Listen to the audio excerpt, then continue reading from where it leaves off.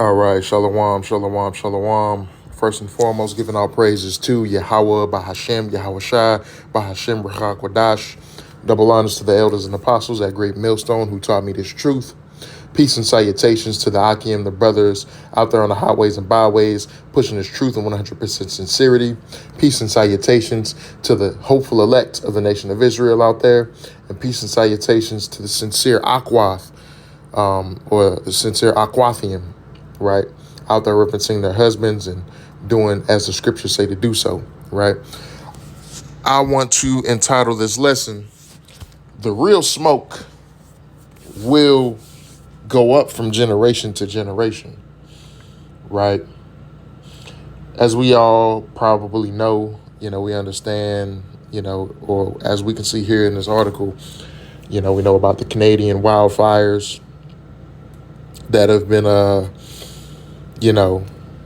going on out there in Canada this past week.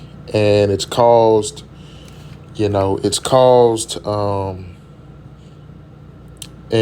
lot of eastern cities, a lot of East Coast cities, especially over in the Northeast, a haze of smoke to come over the cities. It's trying to think of the right word, but it's made the air quality out there much, much worse in that tri-state area, in cities like New York, Philadelphia, over in Connecticut, Rhode Island, and things like that. And it's greatly affected, it's greatly affected how things are over there this week, right? People are being urged to stay inside. People in certain health groups are urged to stay inside and are warned that, this could have, health effects on you because of the air quality and things like that. Hell, even down here in St. Louis, the air quality, there's been reports all week that the air quality, has not been the best. It's below moderate or something like that, where, certain groups, are warned to be cautious if they go outside and things, right? But, I want to make this lesson because the real smoke, right, is going to go up from generation to generation. And that's according to the scriptures, right? And because we know that when Babylon the Great is destroyed, the entire land here in the United States of America is going to be as a lake of fire, right? And it's going to burn as a lake of fire, and it's going to burn for a long, long, long time. You know what I'm saying? So, without further ado, let's go ahead and get into it. I'm going to make this lesson kind of quick. Let's go to the book of Isaiah, chapter 34. We're going to start at verse 1. It says, "Come near, ye nations, to hear, and hearken, ye people. Let the earth hear, and all that is therein, the world and all things that come forth of it. For the indignation of the Lord, Yahweh Ba'ashem Yahweh Shai, is upon all nations, and his fury upon all their armies. He hath utterly destroyed them. He hath delivered them to the slaughter. Their slain shall be cast out, and their stink shall come up out of their carcasses, and the mountains shall be melted with their blood." Right? This is talking about the day of the Lord. The day of the Lord's great anger, when he's going to, when he's going to come forth, and he's going to, set fire to this place. The Lord is going to set plagues here in Babylon the Great, as well as the entire earth.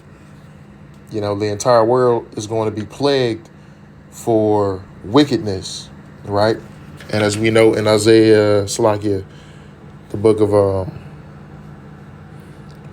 Second Esdras, chapter 15, it says, "Behold, saith the Lord, I will bring plagues upon the world, the sword, famine, death, and destruction. For wickedness hath exceedingly polluted the whole earth, and their hurtful works are fulfilled." Right?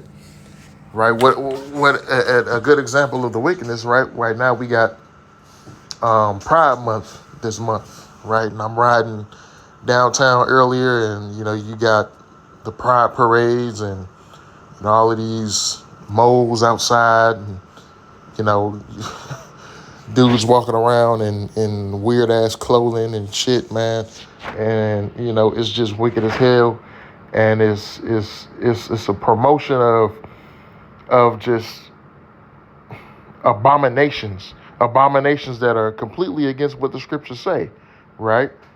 Because here it is, when we live in a society where it's okay for a man to sleep with a man, a woman to sleep with a woman, a man or a woman to sleep with an animal, a man or a woman to sleep with a child, right? But yet we're demonized because we would want to have more than one wife, right? But anyway, that's beside the subject, right? Verse 6, it says, "For wickedness hath exceedingly polluted the whole earth, and their hurtful works are fulfilled," right? "Therefore saith the Lord, I will hold my tongue no more as touching their wickedness, which they profanely commit. Neither will I suffer them in those things in which they wickedly exercise themselves. Behold, the innocent and righteous blood crieth unto me, and the souls of the just complain continually." Right? The innocent and righteous blood is who? The elect of the nation of Israel.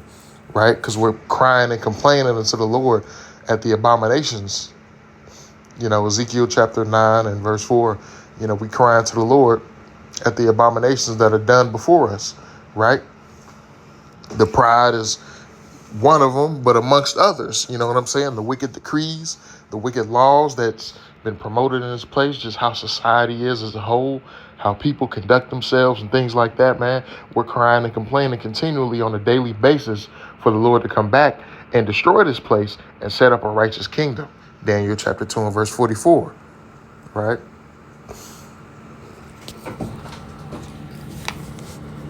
So let's go back here.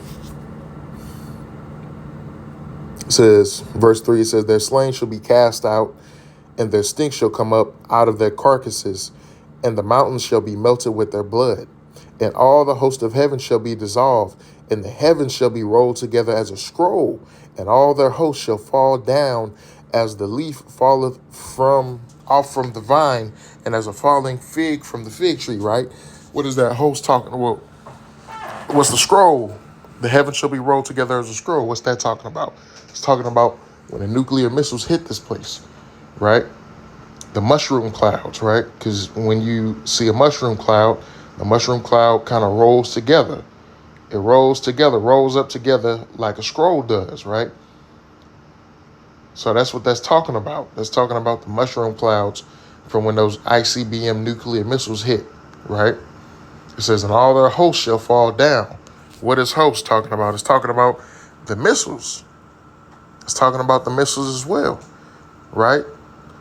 In the aspect of how many missiles are going to hit this place, right? There's going to be, what the scripture say in the book of Revelation, 200,000, right? Which is 200 million. It's talking about 200 million nuclear missiles, right? It's a lot of, or nuclear, not necessarily just the missiles, but the nuclear warheads, right? Because the missiles get launched, but within those missiles are nuclear warheads, right? Or multiple nuclear warheads. And that's what's going to actually hit this place, is those warheads, right? They've got plenty of missiles. They've also got plenty of warheads, multiple warheads within those missiles, right? And these warheads are going to fall down and hit this place as if you've shaken a fig tree or an apple tree or something like that, and you see all the figs falling down from the tree. That's how many missiles that's what it's going to look like with the missiles hitting this place, man. Right? Verse 5, it says, "For my sword shall be bathed in heaven. Behold, it shall come down upon Idumea and upon the people of my curse to judgment. The sword of the Lord is filled with blood." Right? Idumea is the Greek word for Edom. Right? Let's see. Let's go here. Let's get that right. See, Edom, right? Edom, or Adawam, right? Edom, red. Edom, Edomite, Idumean, descendants of Esau, land of Edom, Idumea, land south and southeast of Palestine, right? So Idumea is talking about the Edomites, or the descendants of Esau, right? Which is the so-called white man.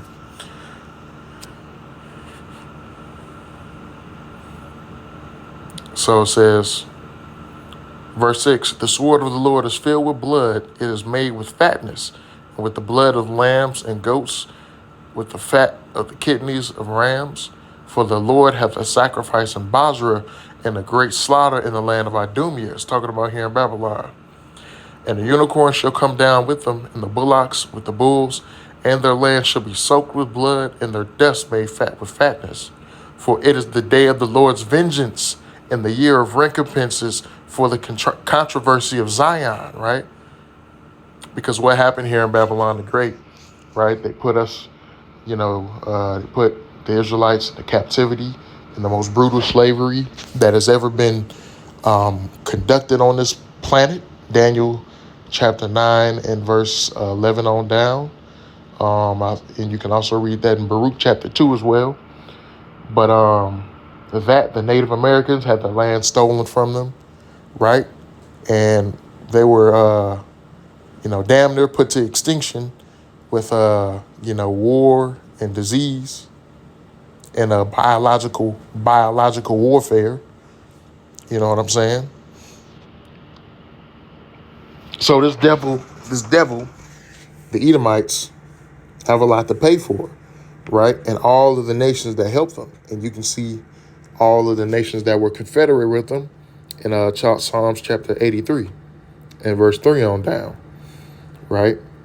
So the Lord's vengeance is going to come as a recompense for the controversy of Zion, right? So the Lord is going to repay Esau and all his cronies, all the nations that accompanied him, and what they did to us, right? Verse 9, and the streams thereof shall be turned into pitch, and the dust thereof into brimstone, and the land thereof shall become burning pitch. It shall not be quenched night nor day. The smoke thereof shall go up forever from generation to generation. It shall lie waste, none shall pass through it forever and ever. Right? So this is linking Esau Edom to Babylon the Great. This is linking Esau Edom to Babylon the Great, right? Because Babylon the Great is described as a land whose smoke is going to go up forever from generation to generation, right? And shall not be inhabited forever and ever. As it says right here in verse 10, right? So we're going to go to that.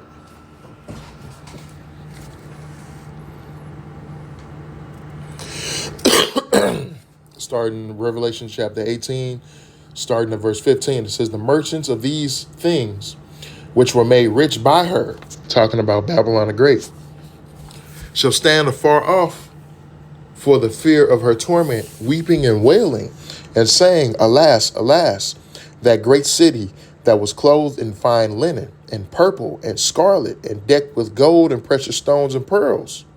Right? Talking about the wealth, all of the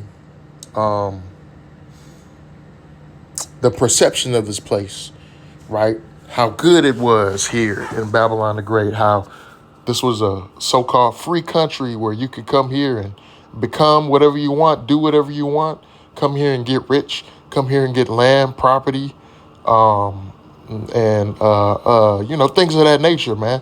This place is marketed across the world as the place to come to and get rich. And people do get rich here, right? Everybody gets rich here but the Israelites. You know what I'm saying? Everybody really gets rich off the Israelites for the most part.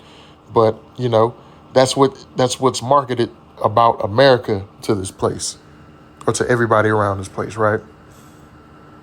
Verse 17, it says, for in 1 hour so great riches is come to naught, and every shipmaster and all the company and ships and sailors and as many as trade by sea stood afar off. Because it's only going to take 1 hour for Yahushua to destroy this place and the nuclear missiles to finish it off. It's only going to take 1 hour. 1 hour, right? And that's a quick judgment, right? The judgment is going to be swift. That's a quick and swift judgment, right? And in that hour, we're going to be delivered, right? The elect of the nation of Israel are also going to be delivered within that hour. So in that hour, a lot of things are going to happen, right? But it's only going to take 1 hour for this place to be completely and utterly destroyed, man. Right, verse 18, it says, and cried when they saw the smoke of her burning, saying, what city is like unto this great city? And they cast dust on their heads and cried, weeping and wailing, saying, Alas, alas, that great city wherein were made rich all that had ships in the sea by reason of her costliness. For in 1 hour is she made desolate. Rejoice over her, thou heaven, and ye holy apostles and prophets, for Yahweh hath avenged you on her. Right? So this place is going to be made desolate. Right? This place is going to be made desolate and shall be inhabited no more. All right? So look, I'm gonna go ahead and close it out here. I had another couple other scriptures I wanted to go to, but I think the point is made, right? So look, Lord willing, this was edifying to the hopeful elect of the nation of Israel, right? Peace and salutations to the brothers and I came on the highways and byways, pushing this truth. Double honors to the elders and apostles at Great Millstone, and giving all praises to Yahweh, Bahashem, Yahweh Shai, Bahashem, Rachak Wadash. Shalom.